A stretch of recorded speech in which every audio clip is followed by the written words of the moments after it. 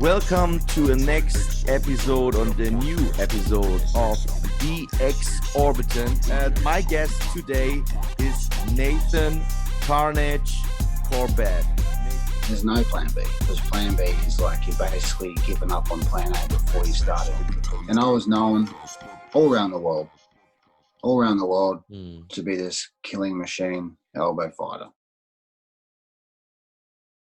It just become a somebody because of a picture, because of a cool car, because of a lucky chance or whatever it is, without haven't actually done anything. So that sometimes triggers me, and I feel like in social media and Instagram and all those kind of things is annoying, and I feel like it's a scary future, because I just finished a book called Millennial Samurai, which if you go on my Facebook page, you can download the copies, giving away 1 million copies.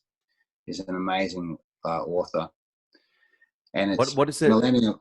It's called the Millennial Samurai because as a millennium, which I'm a millennium because I was born, it's from 1978 to 2004. So maybe you just missed out on that. But I'm 1979, so I just am in that bunch. And one of the interesting parts of the book is it's projecting, and it's projecting with confidence, not just conspiracy. It's that in the next 20 to 30 years from now to 2050, artificial intelligence and the technology and how the world's going to be run, how it's going to be perceived, and just this coronavirus alone has shown how everyone's have to be going back and go more at home and going more disconnect from people and more connect with the computer screen, the TV screen, the WhatsApp, the Instagram, all that kind of stuff. So all of a sudden there's that separation between what we just did every day, which was our missions, without all that disturbance and distraction and stuff going on. So I feel like it's time to really wake up, including myself, just like you said with Instagram. Wake up, me too. Use it as a tool, but in some way try to find a way to disconnect from it and still be on your own mission without exposing every step of that to the world, unless it's purely what you do to make a living. Sometimes I think we fall into the whole technology. So this is not the tool. We are the tools. We are the tools of that, because without us it won't work. So it's you know what I mean. So it's like a little bit. Sometimes I shift it a little bit, and this makes me a little bit aware of all this stuff. But let's make a little. I want to know. You lost. How many fights do you lost? 4 fights, and it would be cool when we can talk about coming back from a setback, coming back because on the outside there are many people in these days, in the old days, where every time who have setbacks, every time they have some things, who are really they have obstacles, they have all these things, and for some people it's let's say a bleeding nose, it's it's a big thing, and for some people it's even more or anything else. But let's talk about, how do you deal with those losses in your life, or these losses? Is this the right? Is it the right word? I think. No, that's correct. That's correct. Yeah. Because and I was kind of like 4 losses out of 64 fights. Is not many losses, and so when a loss comes, it can be a true testament to who you are. Because as we know in life, that we're all going to lose at some point something, someone, and loss is a part of life. So as a fighter, I guess loss is a part of the journey. In some cases, Floyd Mayweather hasn't lost, but most cases people, acquire a loss or two, and how's it going to make them stand up? So I think for me, the hardest thing for me was that I lost a fight, like my 10th fight, by points, but it was like after I had 3 fights in one night, and I got to the final and I lost on points. So I kind of feel like I won the first 2, got to the final, lost on points because I was exhausted from 2 fights in one night. Never got beaten up, so never really felt like a loss. Like I got lost, I got stomped, I got knocked out. Oh yeah. I lost, like I tapped out, you know, like just, you know, went the distance. He got a couple extra, you know, whatever, punches, kicks on me, the judges scored it and all good. So then after that one loss, which was my 10th fight, which was in 2001, I then went on for 5 years till 2006, 30 fights, no losses. And then I went to Japan in 2006 and I fought a guy 20 kilograms above my weight division. I was 90 kilos, he was 110. And that's on YouTube. His name's Alex Roberts. And I took the fight because I needed to get a fight because I just missed out on the fight in Australia because the bikies, Hells Angels and Banditos, they come to the fight and they started shooting each other. Oh yeah? Yeah. And my fight got cancelled because they just was one fight before my fight and I was all laced up, ready to punch on, and bikies come in, had a big punch on and started shooting each other and throwing chairs and just destroyed everything. So then I said, well, I need a fight. So I went to Japan and fought this guy. My promoter at the time was a Japanese guy, so he got me on my Japanese fights. He said, you know, this guy, you know, he's not that good, he's good, whatever. I'm like, I don't know, whatever. And he was a big dude, you know, so I was winning the fight and then he just actually got a kick over the top of me and kicked me on the neck and dropped me down. I got back up, but I don't remember anything. I was concussed. Even though I walked out of the ring, walked out to the back, I still don't remember. I was obviously, you know, completely out of it, but I was still conscious, you know, I was walking. And I woke up I was awake, but I woke up when I finally went, oh my God, I lost. I'm like, it was almost like I was speaking in a third person. Like, I can't believe Carnage just lost. Like, not me, like Carnage just lost. What? Like, what? Because I'd, you know, been on this 30 fight winning streak. And then it was like, okay, so how do I deal with that? Like, it was when you're really going up, like you said earlier in the talk about the pressure of being a champion, each time you win, there's more pressure. So it's a higher mountain to fall off. You know?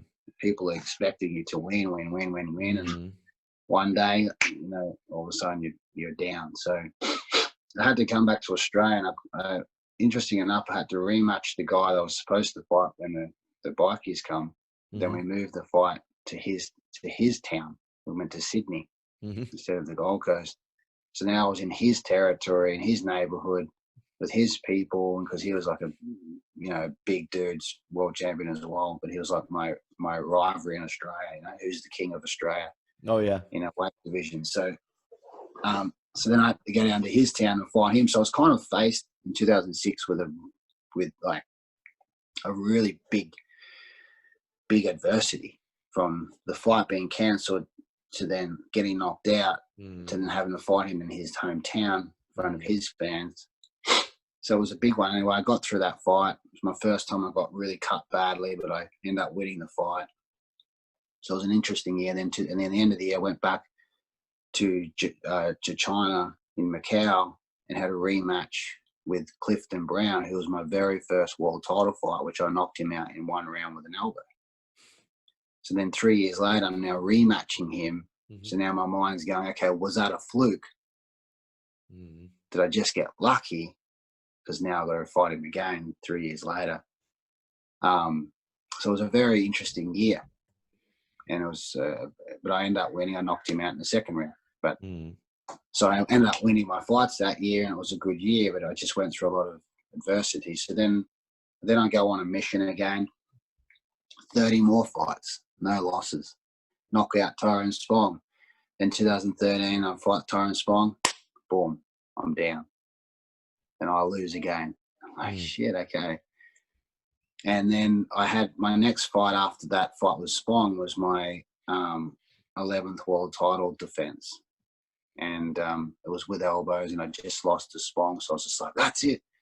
No one's beaten me with elbows. No one's beaten me with elbows, and doesn't matter who they are, you know. And I stopped him in the second round with an elbow and claimed 11th world title fight. So, so I feel like the losses in my career were very far between. So it's okay. But one of the things I was teaching a young teenage girl who was 15 years old a few years ago, I said to her, because after fight career, you know, life has been a real, you know, a big battle, and I've lost a lot of battles in life. And I said to her, I said, you know what, if I could go back and change anything, I wouldn't change anything. But the thing that I could teach someone to understand is losing in the early part of your career as a fighter is really important. Yeah. Interesting, because I write it down as the next question here. Because then what you do is you learn how to deal with losses when it doesn't really matter. Understand? Okay, it matters at the time, but in the scheme of things, it's not like you're losing a world title fight. It's not like you're losing, you know, the UFC title. It's not like you're losing, you know, hundreds of thousands of dollars. It's like, it's important to you at the time, and it means more than you because that's where you're at in your life. But if you're projecting forward from wisdom, which is what I'm giving them wisdom from my experience, is to say, actually, those losses as an amateur are the best thing that's going to happen to you in your life. Because when fighting's over, you'll understand loss better for life, for life alone. Because I really didn't lose in my career. Yeah. So then when I started to lose in life, it's been tough because I'm not used to it. Yeah. But if you got used to you don't ever get used to losing, but you adapt and understand that the loss is not the end of the world. Yeah. So it's more of a mindset than it is like I technically learned more from the loss, which you do. You learn more from your losses. We know that because you have to self-reflect, self-correct and stuff like that. But so I taught this young girl, I said, don't worry, you've had a couple of losses, doesn't matter. Actually, it's actually a gift. You've actually been gifted at a young age to understand that loss is not so bad. And often I teach young people that do as much failure as you can when you're young, because nobody's judging you. It's the same like when some people say, hey, when I grow up, or when I will be, I don't know, let's say 30 or 35, then I will be be an entrepreneur. And I say, why? Yeah, because then I don't make mistakes. And hey, do it now. Do it when you're young, because nobody's judging you for your mistakes. When you're older, then the people say, oh, you make big judgment. yeah, right, exactly. And I say, hey, make as much mistakes as you can. And this is the reason why my athletes, they don't fight 3-4 amateur fights and then get to pro. They make 10, 20. I have one guy, he has 30 amateur fights, and he's still not a pro, but he's a professional amateur. So I teach them to be professional as an amateur. But I think it's important that they deal with losses, and they deal with, and at this time they deal with social media, and they deal with all the stuff that criticisms. Hey, it's so much because nobody's coming to you and tell you you're an asshole, or you tell you he don't like you, or what. No, they type it in the keyboard because it's easier to hide behind the you know what I mean? Yeah. I've never been one of those people. I've just been doing my own thing. And this is why I'm so proud that I grow up in the old times, because you go, hey, let's meet on the playground, and we make it clear, we make our standpoints clear.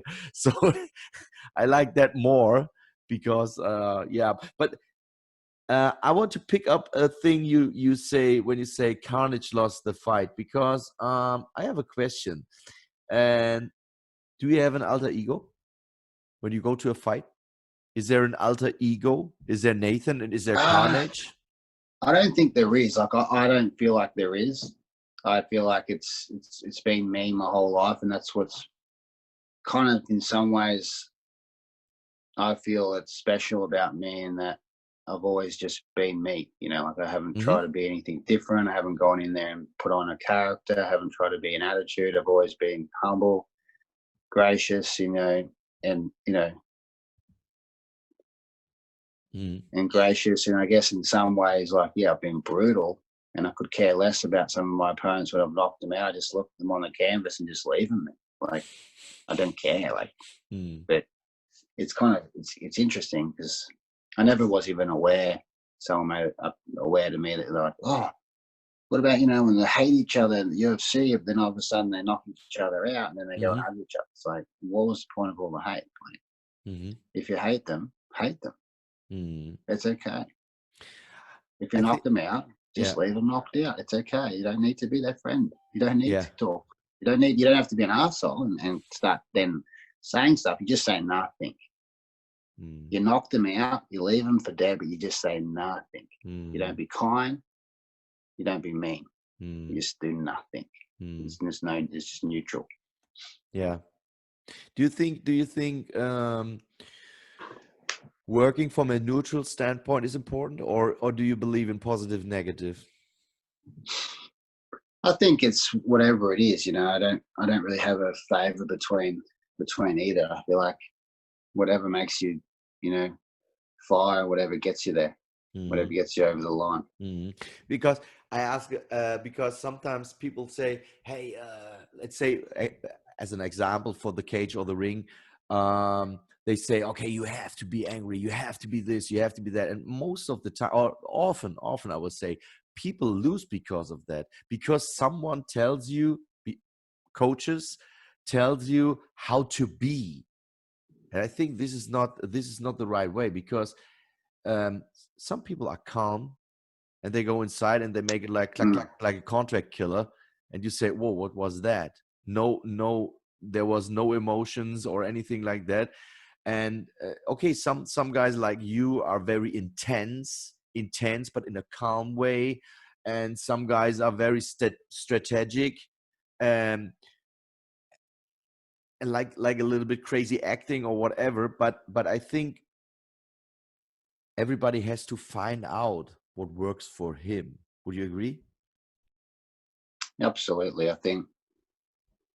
I feel like there's not necessarily any need for anger, because there's a difference between anger and winning. I was never angry. Tell me more. I was never angry getting in the ring. Like, I'm not gonna angry. I hate this guy. I was never angry, but I could quite quickly turn vicious, in the sense that I don't have a problem in turning on the heat, becoming super violent. It's not because I'm angry right now that I want to be violent. It's not because I'm calm right now that I'm going to be fast. I was just being whatever I needed to be to win. And if sometimes I got excited in the idea of destroying someone, that wasn't because of anger. Yeah. Tell me about that feeling when the heat goes on inside of you. Tell me about that feeling. Can you? Yeah. I mean, the paint feeling. Paint me a picture with words. Like, sometimes the feeling's just there. You're just going for it. And sometimes the feeling is triggered by, say, like, you know, you might get hit with something that you realize, you know, that's a painful shot, and then you have to make a decision that you will not allow that to happen again. Yeah. So then you have to go to the next level. Yeah. And when you go to the next level, it's like, it's takeover time. In most of my fights, when I got hit with something that was like, took me to that next level, I usually finished in that same round. And can you when you say, okay, this is a mental standpoint, but how does it looks like when you would paint a picture? How would it looks like? I say, for example, when I have because I have sometimes I know what you mean from the feeling standpoint, and when I have this, then I have it like this is not like I'm going mad. It's more like I have an inner smile, but it's a very evil smile. So let's go to mental dark side like that. Yeah. So it's more like that. So I would be interesting if it's the same or is it different or what is it when I mean, I'd probably say it's probably most the same in the sense that, you know, it's that, you know, the evil darkness of excitement, but in a controlled way. you know what, I feel like it was just my will to win was so emotional driven. It was so within my spirit of like, there can't be a second option, and that being a loss. That when a bell rang, I was seeking out that experience, and each second of the fight, I was in that moment. Each second of the fight, I was in that intensity of trying to make that a reality. And sometimes it'd be just boom, boom, hit them on the chin, they're knocked out without even really having that deepest grind of aggression. Sometimes you're like grabbing someone in the back of the head, and you're just like, rah, rah, rah, and you're just like starting to savage, you know, start attacking them with that different level of aggression where you're just trying to make sure that they go down.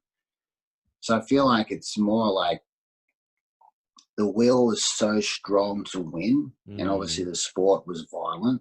So the violence had no boundaries. And whatever I had to bring out, whatever, like for that second, whatever moment it took to, you know, to take that person down, it was just, there was no depth to it. It was just limitless. It's really kind of hard to fully describe it in words. It's more of if we circle back to the beginning of the conversation, it's more or less where the intent come from. Yeah. That allows you to go to those places. Yeah. I think the will to win is a real plain explanation to what the actual disaster of what it looks like is. Yeah. But that's where it comes from. Is it? It's a little bit like it takes what it takes. I don't know if it's the right term, but is it like that? You have to put in what you have to put in. Right? Yeah. Yeah, exactly. That's it. And I think that's it. And I think from a let's say, not all listeners are martial artists or anything like that, but some of them are entrepreneurs or whatever. And I think it doesn't matter, but in all, you can put it in all areas of life. But I think point one, multiple people most people are afraid of that side in themselves. In you know what I mean? That they say they try to avoid this side or try to pretend that they don't have this side inside themselves. You know what I mean? And yeah, I mean that side of me. Huh? That side of me is actually my favorite part of me. Why?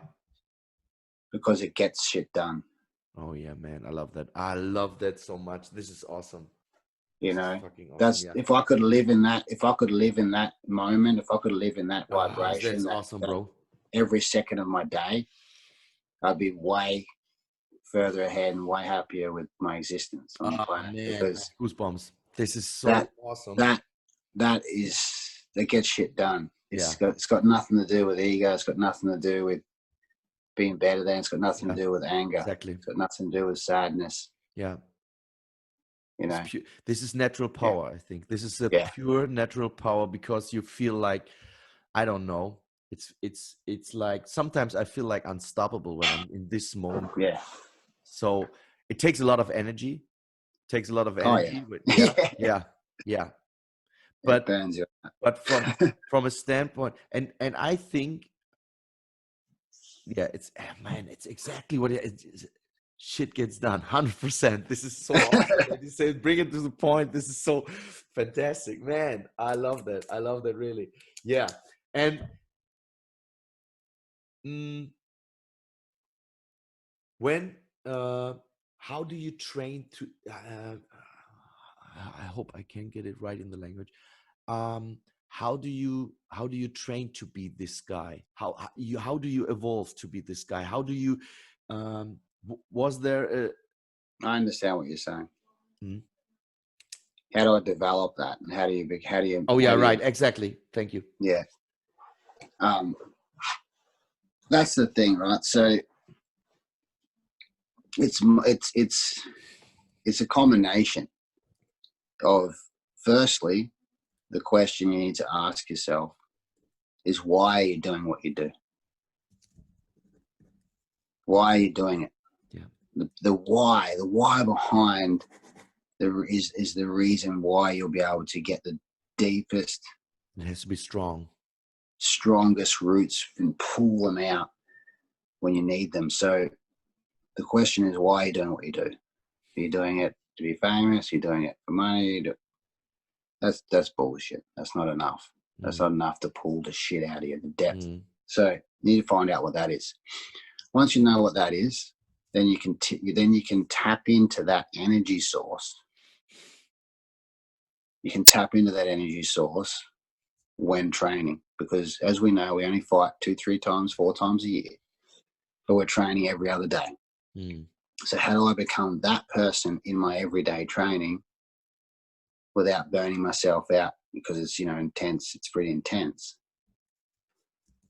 So when you know your why, you know your reason, now you have your desire to be able to feed into that daily.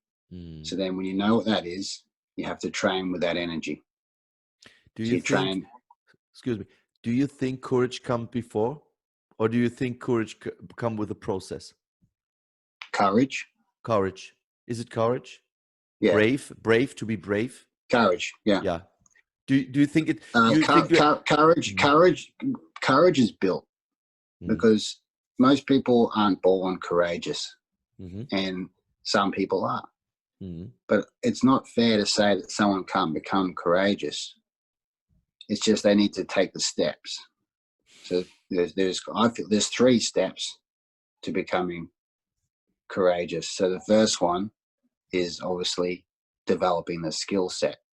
100%. So then when you're going into battle, you build courage, knowledge that you know how to throw a punch, kick an elbow, a knee. You know how to avoid a takedown. You know how to get back on your feet. You know how to do certain things. So over time, the skill set is the first thing that builds courage. Just like if you're going to go speak on stage, you have something to talk about, you have your notes, you've built some courage in the steps forward. The second thing to build courage is discipline. Daily discipline builds courage within yourself. So, for example, if I'm disciplined enough to wake up every day and go to training and run and do my miles, then when I get to the point where the fight comes on, I've built courage knowing I've done the work. Okay, it's not a technical component. That's an actual a discipline component that allows you to believe in yourself, knowing that you've done the hard work. The third component to building courage is taking calculated risks. Oh yeah. It's not taking risks, because if you take risks, they can be detrimental to your courage. Yeah. If you take calculated risks, because remember, we're trying to build courage, and building courage doesn't mean jumping off a cliff. Yeah.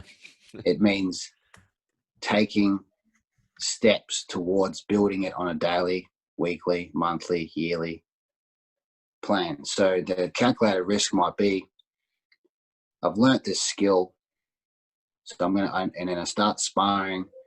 So I'm going to take the opportunity to practice it in a calculated idea of what I've been taught works through technical drilling.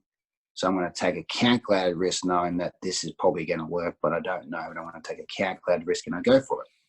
Yeah. Then you go for it and you either get hit or you go for it and you deliver. And by doing that, you build courage. So these 3 aspects are the things that I help teach people around courage, because I certainly didn't have any courage. That's why I started martial arts. Mm-hmm.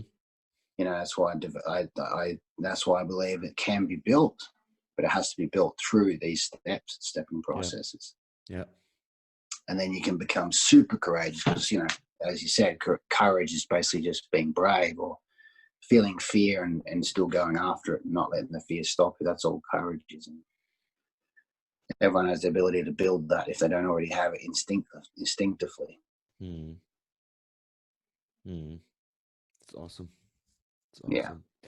Hey, you talk about the why. The why is important. And so back to the training part. Yeah. Is how do you build the intensity? Mm. How do you build the fire to be that person? When we spoke about the mindset around being that person, Mm-hmm. is you need to start building that into your training. So if you're gonna fight like a killer and you're gonna destroy things, then you need to ideally train with that energy system. So you need to be doing sprint training, powerful explosive weight training. You need to be doing bag work where you're trying to tear the bag off the hinges. You need to be doing pad work where you're trying to hit the pad like you want to break the pad in half. Like, sparring is obviously different. You need to have some times where you're sparring, you're trying to go for it in a controlled environment with an agreed partner. Sometimes not. So you're building this expected energy system pathway that your body only knows how to operate from. Mm. You know, of course, there's rest days, and on a rest day, you know, you'll go for a walk instead of, you know, smashing your body, because you need to listen to your body. But I found that this is important to develop the feeling in the mind, the feeling in the spirit to connect with the body. And they say body, mind, spirit. Yeah. Body, mind, spirit, right? Yeah. So this is, the spirit is feeding, is where the energy comes from. Okay. The mind is where we operate things from, as far as like doing, seeing, feeling, operating. And the body is what will just do what it's told from the mind. Yeah. Okay, that's driven from the spirit. So the spirit drives the mind to tell the body what to do. Yeah.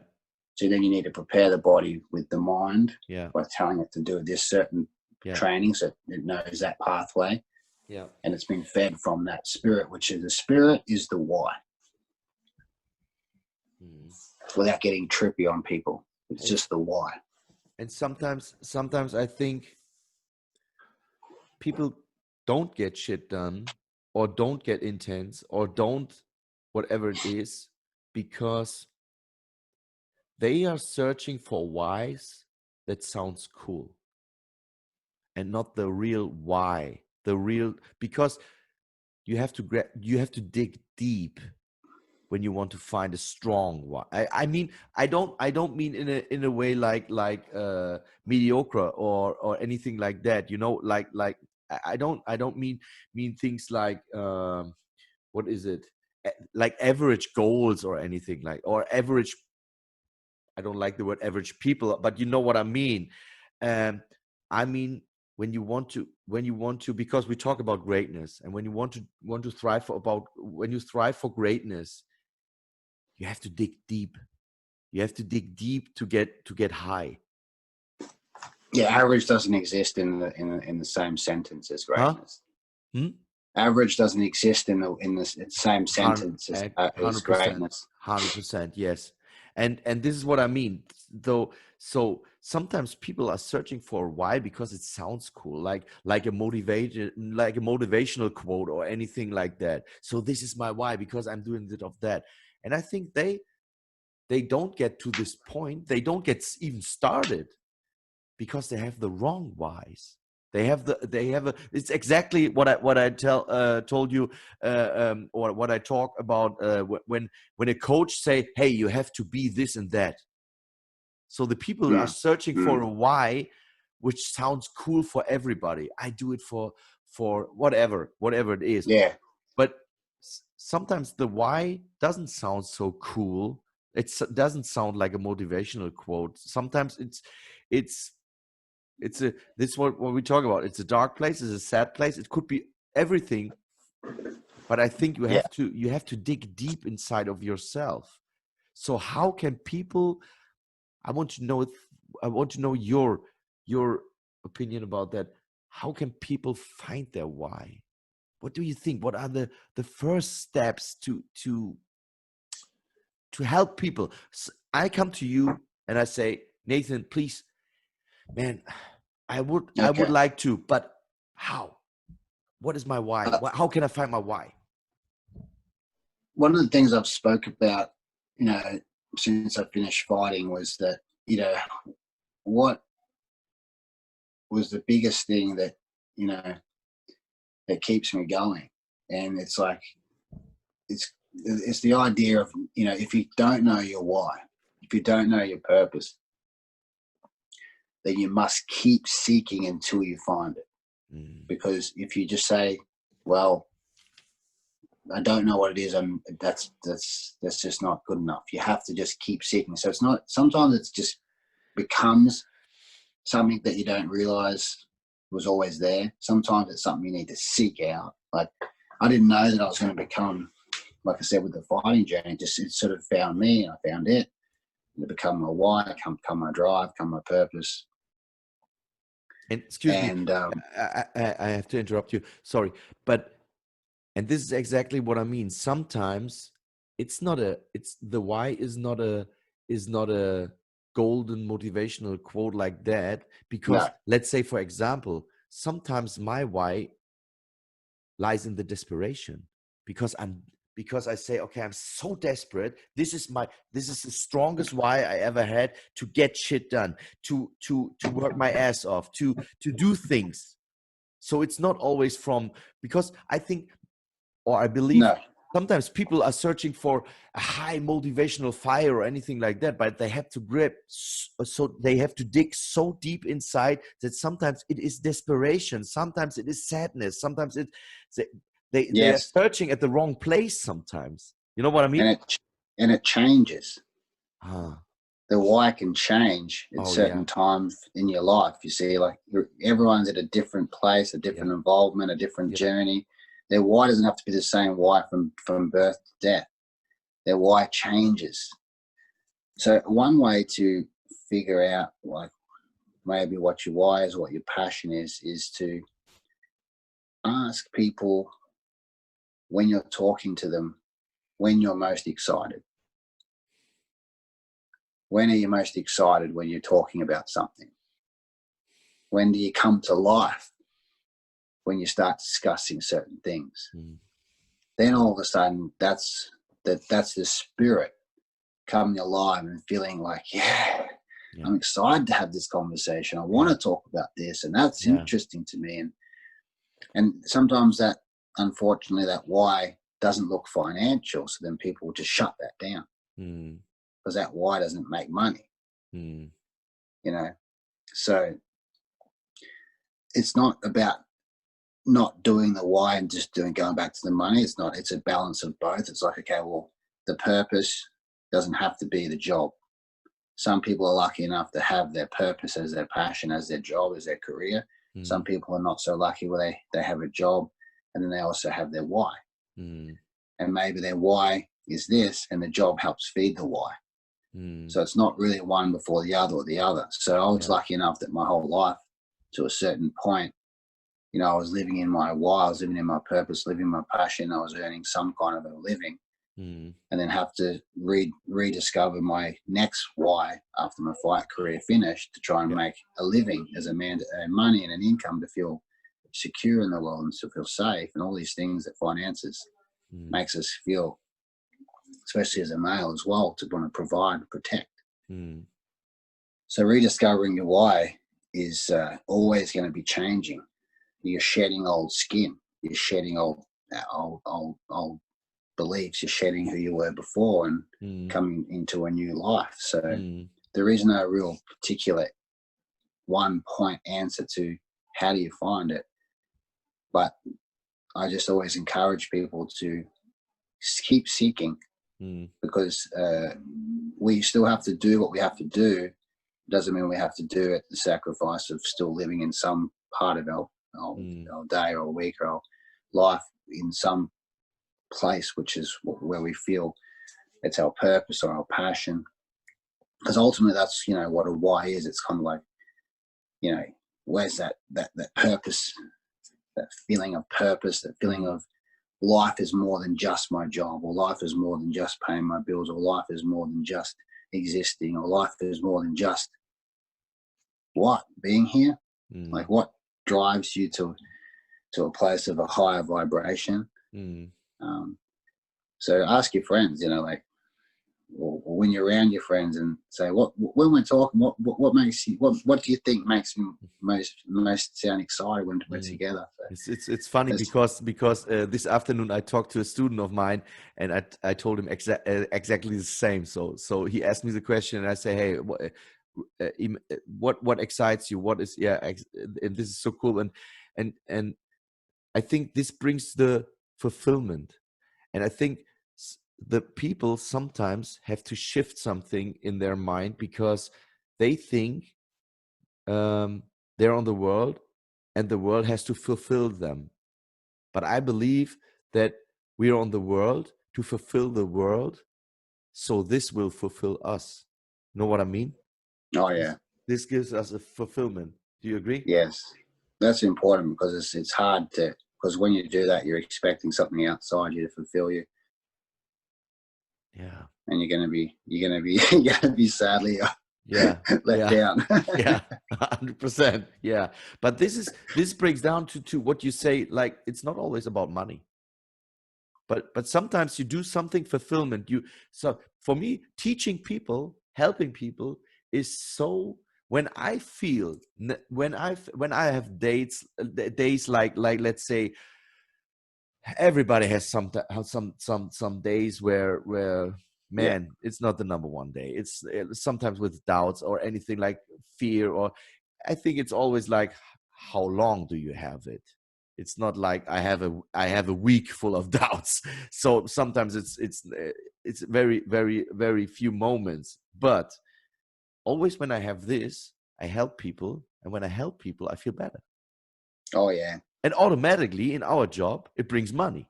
So it's not about the money, but when we do what fulfills us, and we help people, and we solve problems and all this thing, then automatically the money comes. And but it isn't about the money.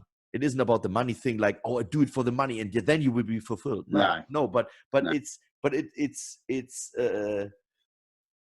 yeah, that's how it is. Yeah. That's how it is. It's just an exchange. Yeah, exactly. Man, that's so awesome. That's an awesome conversation. It really is, man. Well, I know my battery's got 3% on here, so I'm not sure if you want me to grab a charger or we can wrap it up. Again? I said my phone's on 3% battery, so I'm not sure if I should get a charger or we can finish it up. I think we have put so much value outside to the people, so it could be a good part to end, and maybe we make a point to be continued, and then maybe make another part. And last words from you. Anything you want to say to the people, you want to know that the people know from you, or anything like anything? Yeah, I like to take these opportunities, whoever's listening, firstly, is thank you for listening, because that's, you know, gives me a place to, you know, speak of passion and purpose. If no one's listening, then I can't do that. Just like as a fighter, if no fans are watching, I can't fight. So I always like to just give gratitude and thanks to those who are interested enough to take the time to listen. That I see that, and I validate that and respect that. So thank you, and always here to support people along their journey, and I'm just hopefully an inspiration for many, and as I continue in my life to inspire more. Nathan, thank you so much. I appreciate your time. It was an awesome conversation, 100%. And hey, hopefully when the whole stuff with the pandemic is over, I fly over to the USA. We see again. not hopefully, for sure. Oh yeah. And yeah, guys, with that being said, I know for sure you have value in this episode, and I would love when you bring new listeners. So spread the word and share the channel, share the episode, and give us a like. This is important to so the algorithm can spread our podcast. And yeah, with that being said, hey, people outside, stay safe, be different, always thrive for greatness, and the most important thing, be tough and be exorbitant. Bye. Exorbitant, der Podcast, exorbitant, der Podcast.